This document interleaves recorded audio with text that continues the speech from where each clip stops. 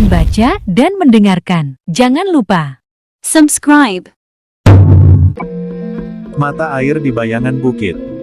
Jilid 9. Sejenak kemudian Jeliteng telah meloncati dinding-dinding penyekat halaman untuk mengikuti Daruwardi yang berjalan tergesa-gesa menyusuri jalan padukuhan. Ia sama sekali tidak berada di antara anak-anak muda yang lain dan orang-orang lumban yang sedang mencari kuncung dengan caranya. Ketika Daruwardi telah berada di Bulak, maka Jeliteng harus menjadi lebih berhati-hati. Daruwardi bukannya anak-anak lumban kebanyakan sehingga karena itu, ia harus berusaha dengan segenap kemampuan yang ada, agar Daruwardi tidak menyadari, bahwa ia sedang diikuti oleh seseorang. Dalam pada itu Daruwardi berjalan semakin lama semakin cepat. Dengan demikian, Jeliteng pun menjadi semakin cepat pula mengikutinya. Jeliteng menjadi berdebar-debar ketika ternyata Daruwardi telah menuju ke arah Bukit Padas yang gundul. Rasa-rasanya memang ada hubungan yang khusus antara Daruwardi dan Bukit Gundul itu. Beberapa orang kawan Jeliteng memang sering melihat, Daruwardi pergi ke bukit itu tanpa dapat mengatakan, apa yang dikerjakannya di sana. Dengan sangat hati-hati Jeliteng mengikutinya. Rasa-rasanya semakin dekat dengan Bukit Padas yang gundul itu, hatinya menjadi semakin berdebar-debar. Seolah-olah Jeliteng akan melihat sekelompok orang yang telah siap menunggu kedatangan Daruwardi untuk melakukan segala perintahnya. Jeliteng segera bersembunyi di balik semak-semak ketika Daruwardi mulai melangkah naik ke atas batu-batu padas. Dengan sangat hati-hati Jeliteng merayap dari balik gerumbul ke balik gerumbul lainnya, agar ia tidak terpisah terlalu jauh dari anak muda yang diikutinya. Namun Jeliteng menjadi berdebar-debar ketika ia melihat tidak seorang pun berada di Bukit Padas itu. Bahkan kemudian ia mendengar Daruwardi itu memanggil, "Cempaka, Cempaka." Tetapi tidak terdengar jawaban apapun juga. Ia masih mendengar Daruwardi memanggil beberapa kali. Namun tidak seorang pun yang menjawab. Daruwardi pun kemudian menengadahkan wajahnya. Terdengar ia bergumam, "Masih belum saatnya ia datang." Jeliteng menjadi berdebar-debar. Ia melihat Daruwardi kemudian duduk di atas batu padas. "Gila," desis Jeliteng di dalam hatinya, apakah ia hanya akan duduk saja di situ tanpa berbuat sesuatu? Beberapa saat Jeliteng masih menunggu. Tetapi akhirnya ia menggeram, jika aku menunggu saja di sini, anak yang hilang itu akan diketemukan menjadi mayat. Ternyata Daruwardi tidak ada minat untuk menolongnya. Sekilas ia membayangkan betapa Daruwardi telah berusaha menyelamatkan jiwa Kiai Kanti dan Swasti dari terkaman seekor harimau di hutan di bukit sebelah. Tetapi kenapa ia tidak berusaha dengan kesungguhan hati untuk menolong kuncung yang hilang? Agaknya waktu itu secara kebetulan saja Daruwardi melihat peristiwa itu. Kehadiran Daruwardi saat itu di hutan itu tentu ada kepentingan lain. Tentu karena ia menunggu satu dua orang dalam hubungan yang khusus di pinggir hutan itu seperti saat ia menunggu orang Pusparuri yang ternyata telah dibunuh oleh orang-orang Kendali Putih. Jeliteng mencoba menilai keadaan yang sedang dihadapinya. Dan ia pun yakin karena ia mendengar Daruwardi bergumam bahwa orang yang disebutnya Cempaka itu memang belum saatnya datang, sehingga yang dilakukan oleh Daruwardi justru lebih banyak dihubungkan dengan kehadiran orang-orang yang asing bagi padukuhan lumban. Namun dalam pada itu Jeliteng menjadi bingung. Ia tidak sampai hati membiarkan kuncung hilang tanpa pembelaan. Tetapi ia pun mempunyai keinginan yang kuat untuk melihat, siapakah yang bakal datang di Bukit Padas dan yang disebut dengan panggilan Cempaka itu. Sejenak Jeliteng berbantah dengan dirinya sendiri. Namun akhirnya ia menggeretakkan giginya sambil berkata kepada diri sendiri, nyawa anak itu harus diselamatkan dahulu. Baru aku akan datang lagi kemari. Jeliteng tidak menunggu lebih lama lagi. Ia pun kemudian beringsut dengan hati-hati meninggalkan tempatnya.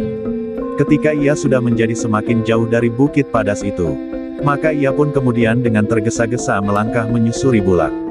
Tetapi kemana aku mencari anak itu? Ia bertanya kepada diri sendiri, daerah ini sangat luas. Mungkin di Bulak, mungkin di Padang Perdu, mungkin di hutan itu. Sejenak Jeliteng mengingat-ingat di mana ia terakhir bertemu dengan Kuncung. Dari Bukit Gundul setelah mereka mengikuti latihan-latihan yang diberikan oleh Daruwardi. Kuncung singgah sejenak di belik di tepian. Mungkin ketika ia pulang dari sungai itulah, ia bertemu dengan orang-orang yang tidak dikenal itu, berkata Jeliteng kepada diri sendiri. Tetapi Jeliteng pun tidak segera dapat menebak, kemana Kuncung itu dibawa pergi. Ketika Jeliteng kemudian berlari-lari kecil menuju ke lereng bukit, ia melihat dari kejauhan sekelompok orang-orang Lumban yang sedang mencari kuncung. Dilihatnya beberapa buah obor di ujung padukuhan. Sementara di arah yang lain ia melihat pula beberapa obor di bawah pohon randu alas raksasa. Orang-orang Lumban kebingungan, desisnya, tetapi sulit untuk menemukannya. Semula ada niatnya untuk memanjat tebing menemui Kiai Kanti. Namun akhirnya ia pun mengurungkannya, karena hal itu hanya akan membuang waktu saja. Sudah barang tentu, anak itu tidak akan dibawa sampai ke lereng yang terlalu tinggi. Karena ia tidak menemukan sesuatu di lereng bukit itu, maka Jeliteng pun segera bergeser. Bahkan kemudian ia berlari-lari kecil. Dijelajahinya tempat yang dianggapnya tersembunyi di pinggir hutan itu. Namun ia tidak menemukan sesuatu. Dengan demikian maka Jeliteng pun berusaha mencari ke tempat yang lain. Tanpa mengenal lelah ia berlari menuju ke kuburan yang terpisah dari padukuhan.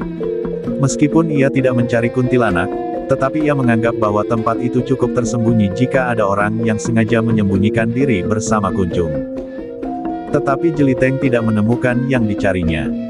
Keringat anak muda itu mulai membasahi seluruh tubuhnya. Bukan saja karena ia berlari-lari, tetapi kegelisahannya telah membuatnya seakan-akan diperas, sehingga keringatnya telah mengalir di seluruh wajah kulitnya. Dalam pada itu, ternyata bahwa Jeliteng telah salah hitung. Justru karena ia mengurungkan niatnya memanjat tebing lebih tinggi lagi, maka ia tidak berhasil menjumpai anak muda yang sebenarnya memang dibawa oleh dua orang yang tidak dikenal.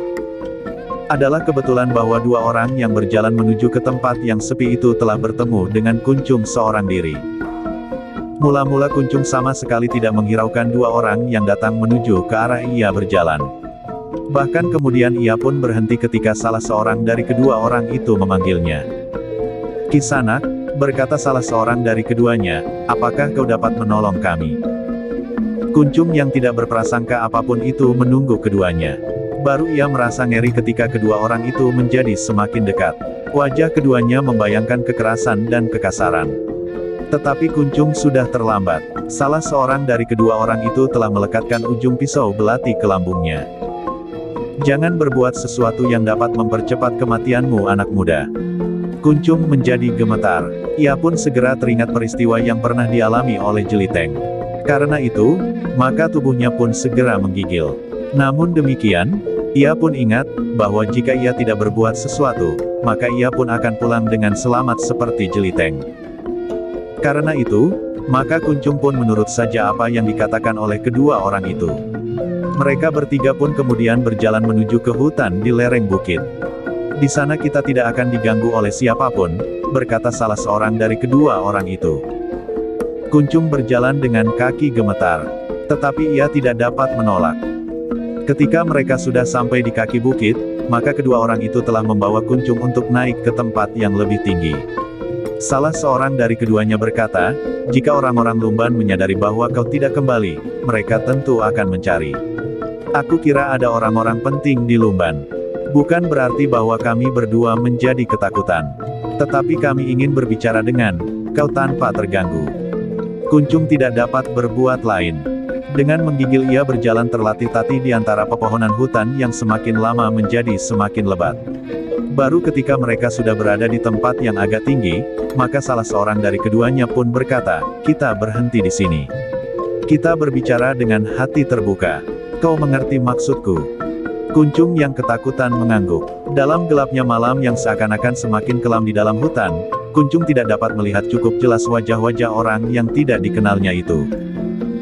"Jawab pertanyaanku anak muda," berkata salah seorang dari keduanya, "apakah kau pernah mendengar kabar tentang kedatangan orang-orang asing di padukuhan Lumban?" Kuncung mengerti, yang ditanyakan oleh kedua orang itu tentu peristiwa yang baru saja terjadi. Pembunuhan yang dilakukan oleh Daruwardi di kaki bukit itu. Karena itu, agar ia segera dibebaskan, ia pun bercerita tentang peristiwa itu menurut pendengarannya.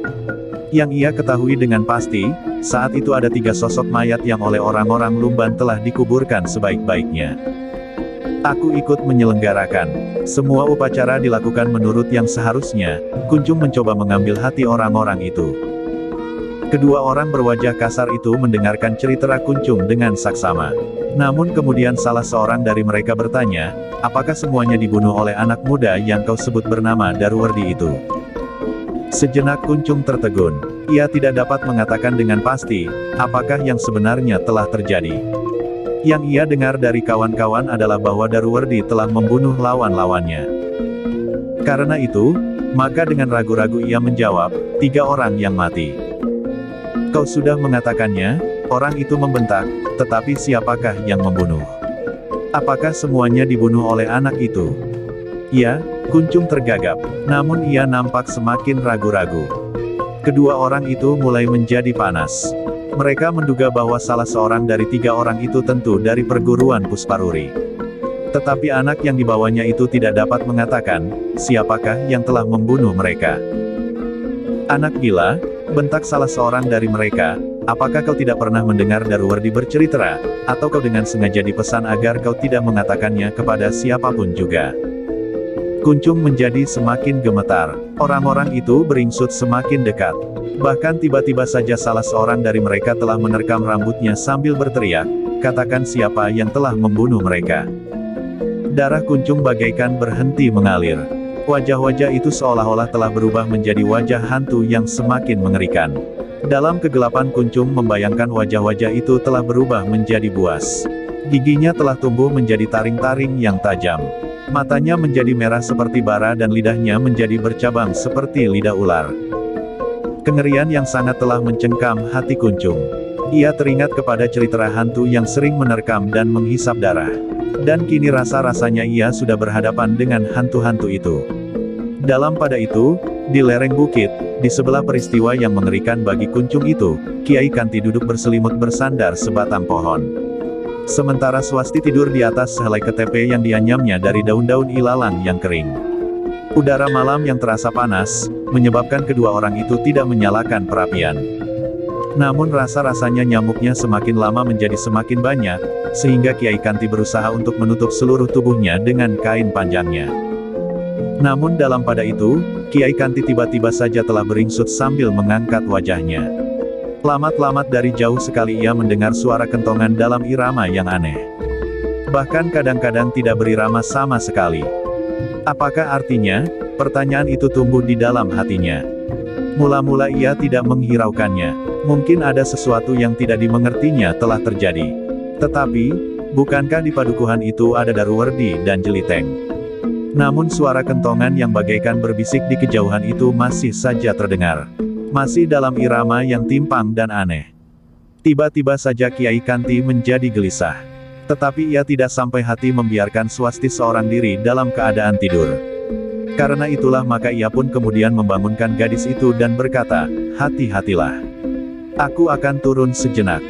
Ada apa ayah? Swasti masih mengantuk. Dengarlah baik-baik, kau akan mendengarkan suara kentongan dalam irama yang aneh. Sejenak Swasti terdiam. Seperti kata ayahnya, ia mencoba mendengarkan suara di sela-sela desir angin di dedaunan. Ya, aku memang mendengar suara kentongan. Nampaknya dipukul begitu saja tanpa irama tertentu. Dan bukankah tidak hanya 1 atau 2 kentongan? Kiai Kanti mengangguk-angguk. Suara yang kadang-kadang agak jelas, namun kadang-kadang hilang itu memang sangat menarik perhatiannya. Swasti, berkata Kiai Kanti, aku akan melihat, apakah yang telah terjadi. Suara itu tentu bukan suara gejok meskipun mereka yang baru belajar. Juga saatnya tidak tepat untuk bermain gejok, karena bulan tidak sedang bulat. Aku ikut ayah, tiba-tiba Swasti menyahut, aku juga ingin melihat suara yang aneh itu. Seperti suara kotekan orang-orang padukuhan mencari anak yang dicuri kuntilanak. Hei, tiba-tiba saja Kiai Kanti menengadahkan wajahnya. Lalu, mungkin Swasti, memang mungkin, yang kita dengar dari jauh ini hanyalah suara kentongannya. Mungkin di antara suara kentongan terdapat suara tampah, gembreng dan suara-suara yang lain. Swasti mengangguk-angguk. Gumamnya, menarik sekali. Marilah ayah, aku ikut bersama ayah. Tetapi Kiai Kanti menjadi ragu-ragu. Katanya, bagaimana jika justru kau yang mereka sangka wewe itu? Ah, Swasti memberengut, menurut cerita, wewe itu cantik sekali. Dan aku sama sekali tidak cantik. Ayahnya tersenyum. Namun ia pun kemudian berkata, marilah. Bersiaplah menghadapi setiap kemungkinan di sepanjang jalan. Swasti pun membenahi pakaiannya. Bukan pakaian seorang gadis sewajarnya. Ia pun kemudian menyelipkan senjatanya di lambung. Senjata yang selalu disembunyikannya di antara onggokan-onggokan pakaiannya yang sedikit. 2 buah pisau belati panjang di kedua lambungnya. Namun ia masih juga membawa beberapa buah pisau belati kecil di ikat pinggangnya. Sejenak kemudian, kedua orang ayah dan anak itu menuruni tebing dengan hati-hati. Kecuali malam gelapnya bukan main, mereka pun secara naluriah merasakan suasana yang berbeda. Tiba-tiba saja langkah Kiai Kanti tertegun. Ia mendengar suara sesuatu agak di bawah. Sehingga karena itu maka ia pun menjadi semakin berhati-hati. "Swasti," bisiknya, "kau mendengar suara lain." "Suara orang membentak-bentak ayah," jawab Swasti, "tetapi tidak tepat di bawah kita sekarang." Ya, itu pun tidak kalah menariknya dengan suara kentongan itu. Sejenak keduanya berhenti termangu-mangu. Namun kemudian Kiai Kanti pun berkata, "Kita berbelok sedikit." "Swasti, mungkin suara kentongan itu ada hubungannya dengan peristiwa di bawah itu." Keduanya pun kemudian bergeser menempuh jalan yang lain. Dengan sangat hati-hati mereka beringsut di antara pepohonan dan batu-batu padas. Tetapi suara-suara yang terdengar itu telah menuntun mereka ke arah yang benar. Semakin dekat mereka dengan suara itu, maka keduanya pun menjadi semakin berhati-hati. Mereka beringsut setapak demi setapak, sehingga akhirnya mereka dapat mendengarkan seluruh pembicaraan antara dua orang berwajah kasar itu dengan kuncung yang ketakutan. "Jika kau tidak berterus terang, aku akan membunuhmu seperti membunuh seekor anjing," geram salah seorang dari mereka. "Aku tidak tahu," suara kuncung hampir tidak terdengar, "aku hanya tahu 3 orang mati dan orang-orang Lumban ikut menguburnya dengan baik-baik." Dada Kiai Kanti menjadi berdebar-debar. Ia pernah mendengar pembunuhan di lereng bukit itu, yang dilakukan oleh Daruwardi. Dan ia pun pernah mendengar cerita jeliteng tentang 2 orang kendali putih yang datang ke padukuhan Lumban. "Aku sudah menduga, bahwa persoalannya tidak akan terhenti sampai kematian 2 orang yang dibunuh jeliteng itu," berkata Kiai Kanti dengan berbisik ke telinga anak gadisnya. Swasti mengangguk kecil, namun ia pun sadar, bahwa ia harus bersiap sepenuhnya menghadapi segala kemungkinan yang bakal terjadi. Meskipun agak sulit, namun keduanya berhasil mendekat lagi beberapa langkah. Mereka menjadi semakin jelas setiap kata yang mengancam. Dan bahkan Kiai Kanti mendengar, orang-orang itu agaknya mulai memukul korbannya. Desah Kiai Kanti, "apakah yang mereka lakukan?" Swasti nampaknya tidak sabar lagi. Ia merangkak semakin dekat. Justru karena kedua orang itu sedang marah dan perhatiannya sepenuhnya telah terikat kepada anak muda Lumban itu, maka mereka tidak segera mendengar kehadiran orang lain di sekitar mereka. "Hei, katakan, apakah di antara mereka terdapat orang-orang Pusparuri atau orang kendali putih atau orang lain lagi?" Suara orang itu menjadi semakin keras. Yang terdengar kemudian adalah suara tangis. Agaknya kuncung itu mulai menangis. "Aku tidak tahu. Sungguh aku tidak tahu. Aku bunuh kau. Jangan, jangan," tangis kuncung semakin keras. "Anak gila," geram salah seorang dari mereka, "kita harus mencari orang lain yang lebih tahu tentang hal ini. Mungkin kita akan langsung berhubungan dengan Daruwardi. Tetapi mungkin kita akan mencari keterangan untuk menjajaki keadaan. Lalu, anak ini," desis yang lain, "bunuh saja, dan lemparkan mayatnya di tempat yang lebih tinggi, yang tentu tidak akan diketahui orang. Bahkan mungkin akan menjadi mangsa harimau yang tentu masih ada di hutan ini." Mendengar jawaban orang berwajah garang itu, tangis kuncung menjadi semakin keras. Hampir berteriak ia berkata di sela-sela tangisnya, "Jangan, jangan. Berteriaklah," berkata orang berwajah garang itu, "suaramu akan hanyut oleh angin di hutan ini. Tidak seorang pun yang mendengar kecuali binatang buas yang sebentar lagi akan mengoyak tubuhmu."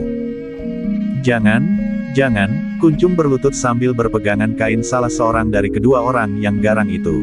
Namun sebuah hentakan kaki telah melemparkan anak yang malang itu. Adalah di luar kehendaknya bahwa kepala kuncung telah terantuk batu padas, sehingga suaranya pun tiba-tiba terputus. "Kenapa anak itu?" salah seorang dari keduanya bertanya. Yang seorang mendekatinya sambil meraba tubuh kuncung. Katanya, "Anak itu masih hidup. Ia pingsan. Kau tinggal mencekiknya. Kemudian melemparkannya ke tempat yang lebih dalam lagi agar tidak seorang pun yang menjumpainya lagi. Tetapi bahwa anak itu hilang tentu akan menarik perhatian orang-orang Lumban. Mereka tidak akan mengetahui siapakah yang telah membawanya. Mungkin, tetapi Daruwardi sendiri tentu akan sampai pada perhitungan yang demikian. Aku tidak peduli. Bahkan jika perlu, Daruwardi akan mati juga di sini. Kawannya terdiam, tetapi kepalanya terangguk-angguk kecil. Cepatlah, kita masih mempunyai banyak persoalan. Kawannya pun kemudian melangkah selangkah maju. Dipandanginya tubuh Kuncung yang terbaring dalam kegelapan. Namun kemudian tanpa ragu-ragu orang itu pun berjongkok sambil mengulurkan tangannya untuk mencekik leher Kuncung yang sedang pingsan. Namun keduanya terkejut ketika tiba-tiba saja mereka mendengar seseorang mendehem. Hampir terlonjak keduanya melompat surut. "Selamat datang di padepokanku anak-anak," terdengar seseorang berkata dari balik gerumbul. Kedua orang itu benar-benar terkejut. Apalagi ketika kemudian mereka melihat bayangan dua orang yang menyibak gerumbul dan mendekati tempat mereka berdiri termangu-mangu. "Siapa kau, hei?" salah seorang dari kedua orang itu bertanya. Kiai Kanti yang mengintip apa yang telah terjadi, tidak dapat membiarkan pembunuhan itu terjadi. Karena itu maka ia pun telah keluar dari persembunyiannya untuk mencegah pembunuhan itu. "Siapa kau, hei? Siapa?" orang itu membentak semakin keras. "Kenapa kau berdua berani memasuki padepokanku dan menginjak-injak taman bunga yang aku pelihara rapi, hei?" berkata Kiai Kanti. "Gila, apakah kau orang gila? Aku adalah pemilik padepokan yang asli ini. Kau jangan merusakkan kebun bungaku. Dan kehadiranmu telah mengejutkan para cantrik, jejanggan dan para putut yang masih muda-muda. Hei, orang gila, kenapa kau datang kemari? Aku bukan orang gila, aku adalah pemilik petamanan dan padepokan ini. Aku datang ke duniamu untuk memperingatkanmu agar kau tidak melanjutkan tingkahmu yang merusakkan padepokanmu." "Bunuh saja sama sekali," geram yang seorang dari kedua orang berwajah kasar itu. "Aku bukan makhluk dari duniamu sehingga kau tidak akan dapat membunuhku. Aku datang dengan anak gadisku ke dunia manusia untuk mempertahankan milikku. Mungkin dari dunia manusia kau melihat daerah ini berupa hutan belukar. Tetapi sebenarnya ini adalah padepokan yang sangat asri." Kedua orang itu tidak sabar lagi mendengar kata-kata Kiai Kanti. Bahkan Swasti pun tidak sabar pula, katanya, "Ayah terlalu berbelit-belit. Tangkap saja mereka dan barangkali ayah dapat membawanya ke Lumban Wetan atau Lumban Kulon bersama anak yang pingsan itu." Yang terdengar kemudian adalah kedua orang itu menggeram. Salah seorang dari mereka berkata dengan suara bergetar oleh kemarahan, "Jangan banyak tingkah orang-orang gila. Kami terpaksa membunuh kalian pula seperti kami membunuh anak yang malang ini." "Apa salahnya kau akan membunuh anak itu?" potong Swasti dengan lantang, "Kau sama sekali tidak berperi kemanusiaan. Hei, apakah kalian orang-orang Kendali Putih?" Kedua orang itu mengerutkan keningnya. Hampir berbareng mereka bertanya, "Kau kenal orang-orang Kendali Putih? Aku tahu bahwa kau sedang memaksa anak itu menceritakan apa yang tidak diketahuinya. Hei, bukankah kau sedang bertanya tentang orang-orang yang mati di lereng bukit ini?" "Iya, apakah kau mengetahuinya?" Anak ini menyebut 3 sosok mayat. "Siapakah mereka? Dan apakah ketiga-tiganya telah dibunuh oleh anak muda yang disebutnya bernama Daruwardi?"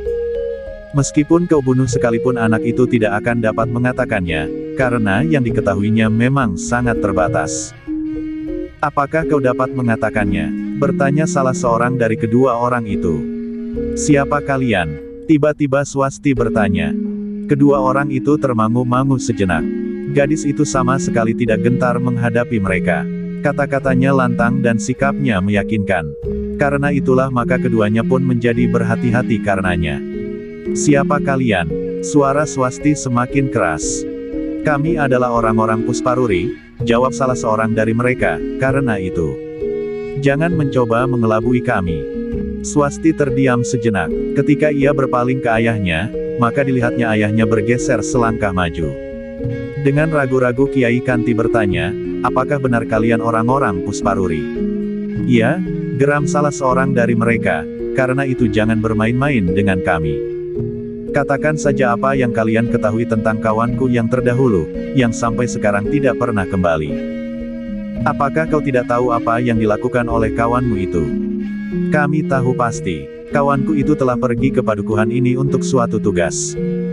Tiba-tiba saja Swasti menyahut mendahului ayahnya, tentu kau tidak akan membawa anak yang pingsan itu kemari jika kau tahu pasti apa yang terjadi. Aku hanya tahu bahwa seorang kawanku datang kemari. Kau tahu tugas apa yang dilakukan di sini? Kedua orang yang mengaku dari Pusparuri itu termangu-mangu. Namun salah seorang membentak, itu bukan persoalanmu. Jawab pertanyaanku, apa yang kau ketahui tentang orang Pusparuri yang datang kemari? Kiai Kanti menarik nafas dalam-dalam. Ketika ia mendengar peristiwa antara orang-orang Kendali Putih, orang Pusparuri dan Daruwardi, ia mengharap bahwa orang-orang Pusparuri itu memiliki sifat yang berbeda dengan orang-orang Kendali Putih. Ternyata di antara kedua perguruan itu nampaknya tidak banyak berbeda. Karena itulah, maka Kiai Kanti justru mulai menilai Daruwardi, yang telah berhubungan dan bahkan ada tanda-tanda kerjasama dengan orang-orang Pusparuri. Jawab pertanyaan kami, tiba-tiba orang Pusparuri itu membentak. Swasti menggeram sambil bergumam, jangan membentak, seperti terhadap anak yang pingsan itu, supaya mulutmu tidak aku sumbat. Kata-kata itu benar-benar mengejutkan. Keduanya tidak mengira bahwa tiba-tiba saja gadis itu menantangnya. Kau memang orang-orang gila yang tidak mengetahui siapa kami. Baiklah, bersiaplah untuk mati apapun yang akan kalian lakukan, kalian akan mati seperti anak. Muda itu pun akan mati. Tetapi jika kalian mau menceritakan apa yang terjadi, maka jalan kematianmu akan sempurna. Terutama bagi perempuan itu. Kematiannya tidak akan dialaminya dalam kengerian justru karena ia perempuan. Kemarahan Swasti telah melonjak jika ayahnya tidak menggamitnya. Bisiknya, hati-hatilah Swasti. Jangan terbiasa menuruti perasaan. Tetapi Swasti berteriak, mereka bukan manusia wajar lagi ayah. Ketahuilah, berkata Kiai Kanti tanpa menghiraukan kata-kata anaknya, kawanmu dari Pusparuri itu memang datang. Tetapi agaknya orang-orang Pusparuri, seperti kalian, tidak tahu apa yang dilakukannya di sini. Persoalannya mungkin terbatas antara Daruwardi dan pimpinan tertinggi Pusparuri serta orang yang berciri sandi ular sanca bertanduk genap. Jangan mengigau. Di mana ia kawanku itu he? Kiai Kanti termangu-mangu sejenak. Namun ia pun kemudian menceritakan apa yang diketahuinya dari jeliteng tentang orang Pusparuri dan orang-orang Kendali Putih. Gila? Orang-orang Pusparuri itu menggeram. Jadi orang-orang Kendali Putih itu telah membunuh kawanku yang datang untuk menjumpai Daruwardi. Ya, sekarang kembalilah kepada kawan-kawanmu. Katakan apa yang sudah terjadi di sini. Mungkin kau mempunyai adat tersendiri untuk menyelesaikan persoalanmu. Sejenak kedua orang itu termangu-mangu. Namun kemudian salah seorang dari mereka berkata, kami akan kembali untuk menghancurkan orang-orang Kendali Putih.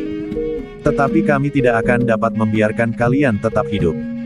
Kiai Kanti mengerutkan keningnya. Sejenak ia justru termangu-mangu, sementara orang-orang Pusparuri itu benar-benar telah dibakar oleh kemarahan. Salah seorang dari mereka menggeram, tidak ada seorang pun yang akan tetap tinggal hidup agar semua rencanaku tidak kandas di jalan. Kami masih akan menjumpai Daruwardi untuk mencari kebenaran ceritamu.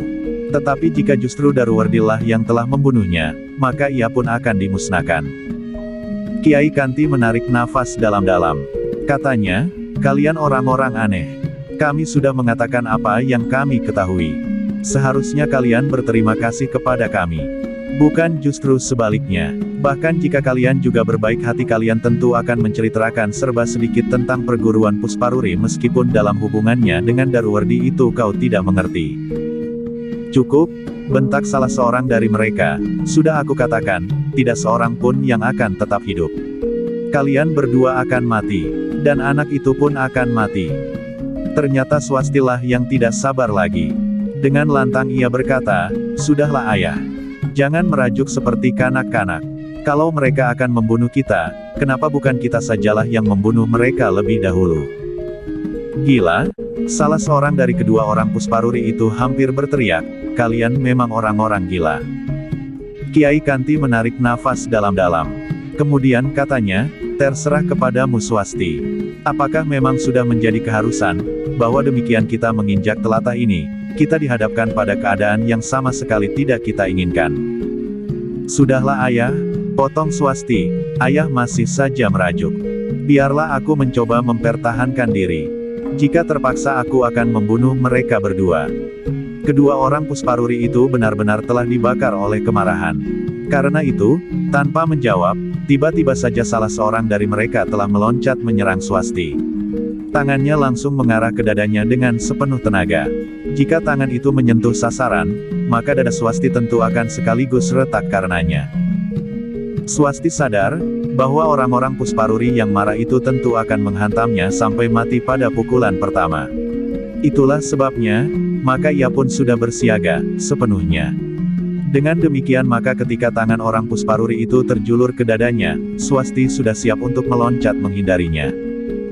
Orang-orang Pusparuri memang sudah mengira bahwa kedua orang itu tentu memiliki bekal kemampuan. Namun bahwa yang dilakukannya itu adalah tiba-tiba dan di luar dugaan, tetapi masih dapat juga dihindari oleh gadis itu. Tiba-tiba saja telah terbersit pertanyaan, apakah keduanya benar-benar makhluk dari dunia lain yang telah memasuki dunia manusia? Dalam pada itu, ternyata Swasti tidak hanya sekedar menghindar. Meskipun malam gelap, apalagi di dalam rimbunnya dedaunan sehingga mata bagaikan menjadi buta, namun ketajaman mata Swasti masih dapat menembus kelam, sehingga ia dapat melihat bayangan kedua orang Pusparuri. Dengan demikian, maka ketika lawannya gagal menyerangnya, justru Swastilah yang kemudian meloncat menyerang dengan cepat dan keras pula. Yang dilakukan Swasti itu telah membuat lawannya semakin heran. Lawannya yang terkejut karena serangannya, tiba-tiba saja telah menjatuhkan diri untuk menghindari sambaran serangan Swasti. Orang Pusparuri yang lain pun tidak tinggal menontonnya saja. Meskipun ia juga dijalari oleh keraguan-raguan, apakah yang dihadapinya itu makhluk sejenisnya, atau justru dari dunia yang lain. Sebelum kawannya yang berguling di tanah itu meloncat bangkit, maka kawannya telah mendahului menyerang Swasti pula.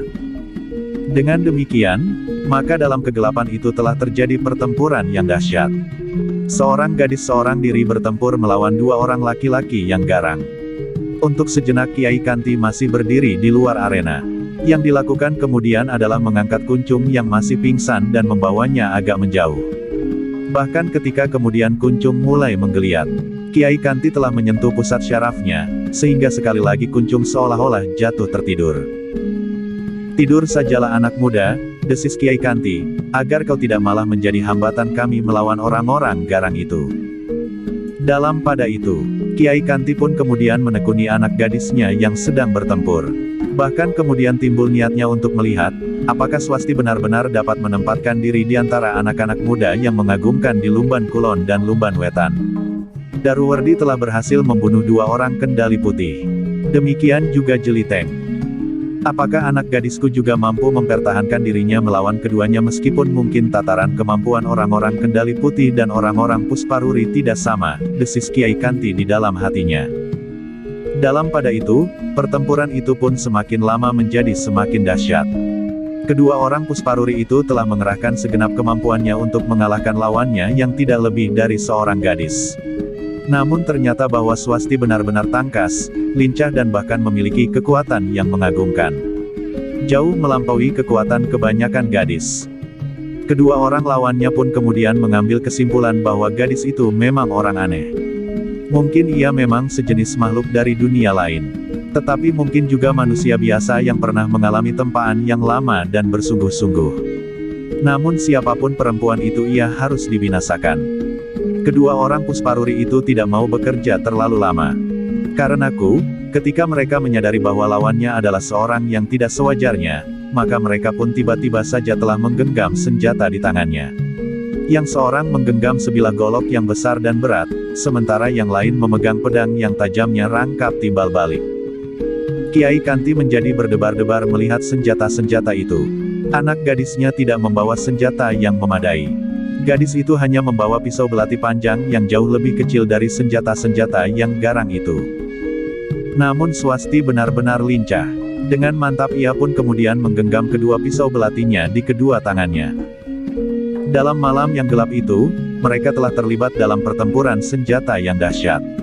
Sebuah golok yang besar terayun-ayun dengan derasnya, sementara pedang bertajam rangkap berputaran seperti baling-baling. Tetapi gelap malam itu justru memberikan kesempatan lebih banyak pada Swasti untuk mempergunakan batang-batang pepohonan sebagai perisainya.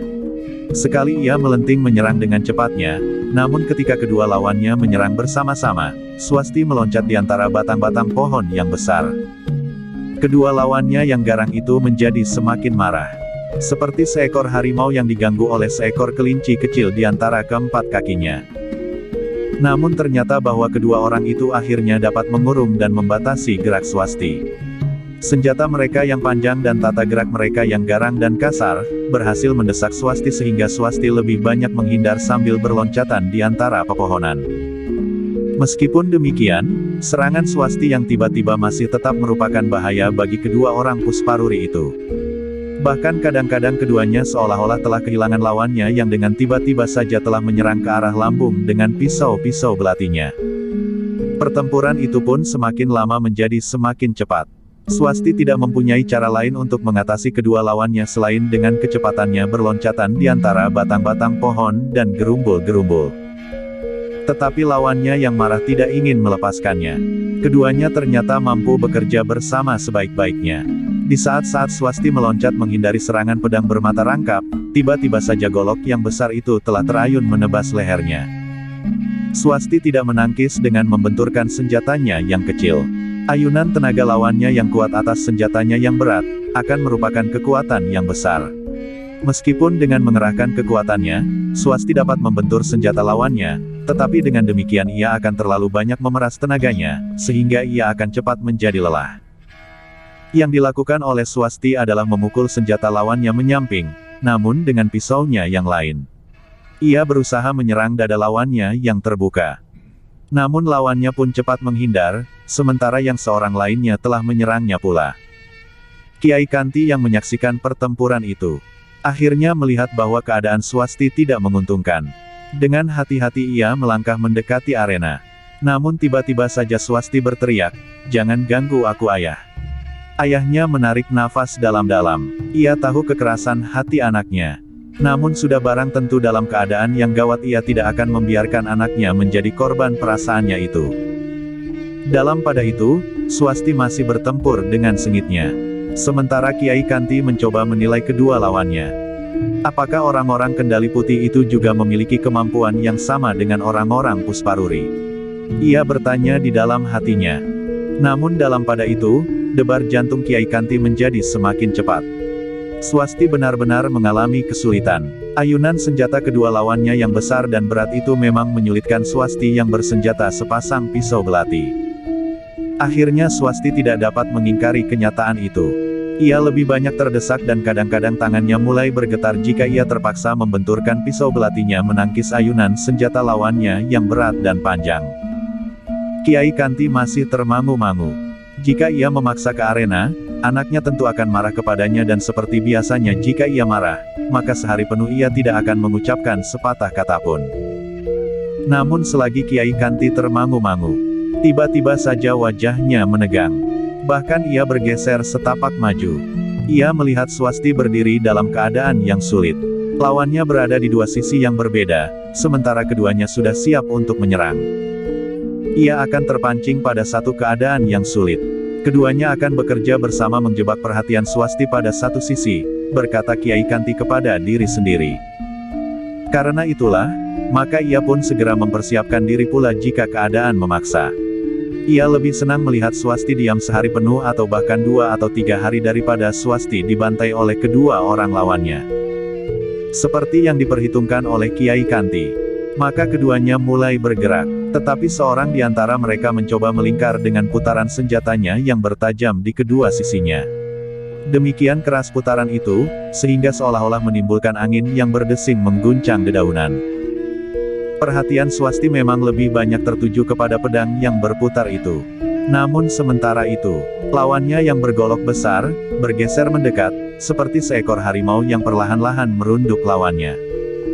Namun tiba-tiba terjadi sesuatu di luar perhitungan kedua orang itu. Meskipun perhatian Swasti lebih banyak tertuju kepada desing pedang bertajam rangkap, tetapi ternyata ia pun mempunyai perhitungan lain.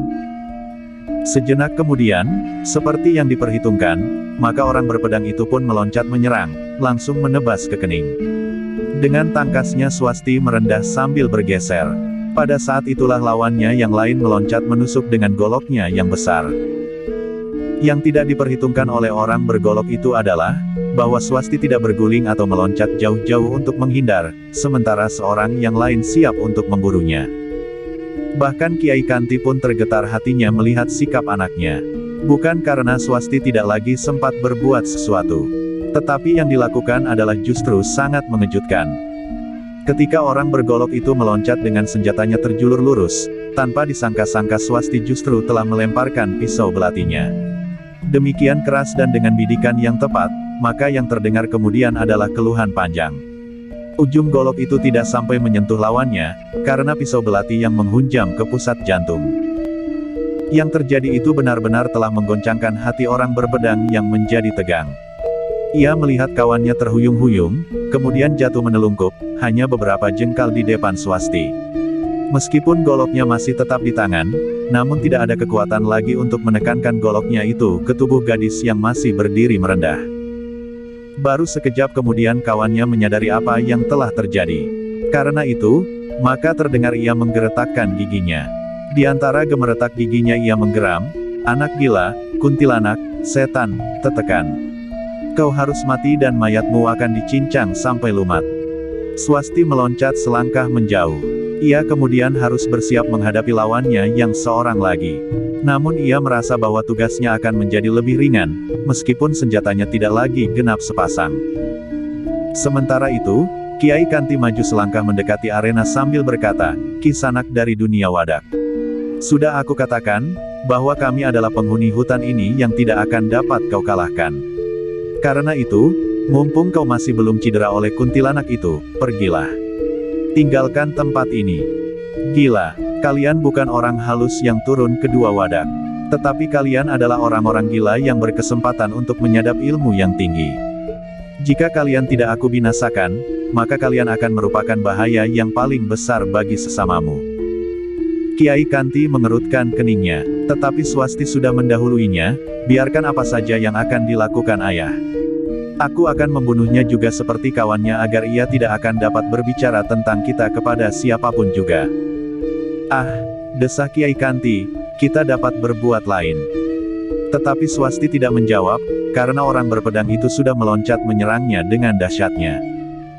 Ayunan pedangnya yang mengerikan itu, bagaikan badai yang melanda hutan itu, meskipun hanya selingkar kecil. Namun dedaunan dan dahan-dahan berpatahan dan runtuh di tanah. Gerumbul-gerumbul bagaikan ditebas, sementara pokok-pokok pepohonan telah terkelupas kulitnya. Namun Swasti mampu mengimbangi kecepatan bergerak lawannya. Setelah seorang dari mereka terbunuh, maka Swasti mempunyai kesempatan lebih banyak. Bahkan ia dapat bertempur berhadapan, meskipun ia hanya membawa sebilah belati panjang.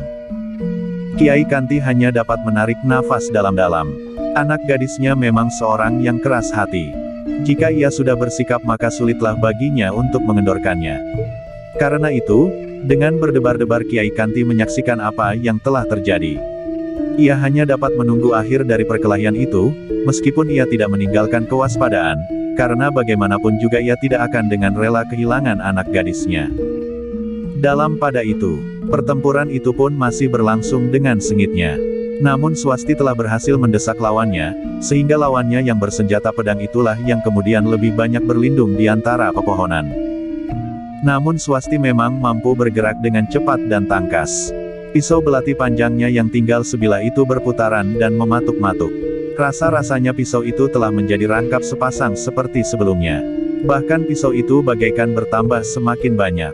Seolah-olah menjadi 2 pasang, 3 pasang, dan kemudian seolah-olah berada di seputar tubuhnya.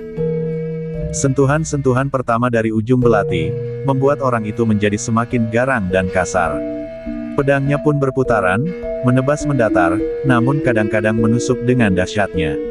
Namun ternyata bahwa Swasti mampu bergerak lebih cepat dari lawannya. Terasa pada beberapa bagian tubuhnya, perasaan pedih telah menyengat-nyengat. Darah mulai menitik dari luka-lukanya, meskipun luka-luka itu tidak segera membunuhnya. Namun kematian itu memang sudah membayang. Ia sama sekali tidak dapat menghindarkan diri dari tusukan pisau belati panjang Swasti di punggung, pundak dan kemudian lambung. Betapa pedihnya luka-luka di tubuh itu. Tetapi lebih pedih lagi luka di hatinya. Ia datang dengan seorang kawannya untuk mencari orang yang terdahulu datang di padukuhan ini. Tetapi tidak kembali. Bahkan kini, ia sendiri telah terjebak dalam kesulitan dan bahkan ke dalam belitan maut. Apakah orang-orang ini pula yang telah membunuh orang-orang Pusparuri dan Kendali Putih? Pertanyaan itu tumbuh di hatinya. Tetapi ia tidak dapat mempersoalkan terlalu lama, karena ujung pisau belati gadis itu telah menggores lengannya. Kemarahan orang berpedang itu bagaikan telah membakar otaknya, sehingga ia tidak sempat lagi berpikir. Oleh perasaan pedih di kulitnya dan pedih di hatinya, maka ia pun mengamuk seperti seekor harimau yang sedang wuru. Pedangnya diayun-ayunkannya sambil berteriak sekeras-kerasnya. Meloncat-loncat dan menyerang sejadi-jadinya tanpa menghiraukan apa yang telah dan akan terjadi atasnya. Bagaimanapun juga tabahnya hati Swasti, namun melihat lawannya menjadi gila, hatinya tergetar pula.